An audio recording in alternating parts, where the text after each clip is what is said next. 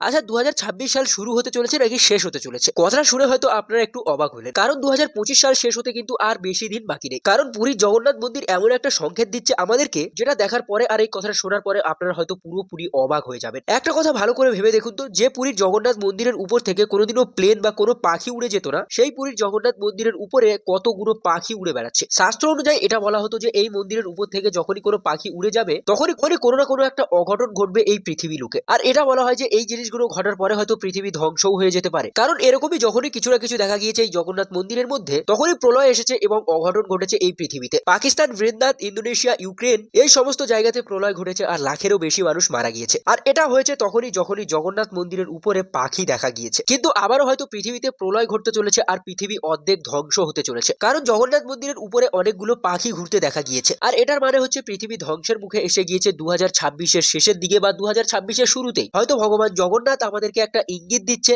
এর থ্রুতে। আপনারা কি বলতে চান অবশ্যই কমেন্টে বলবেন। আর হ্যাঁ, জয় জগন্নাথ লিখতে একদমই ভুলবেন না।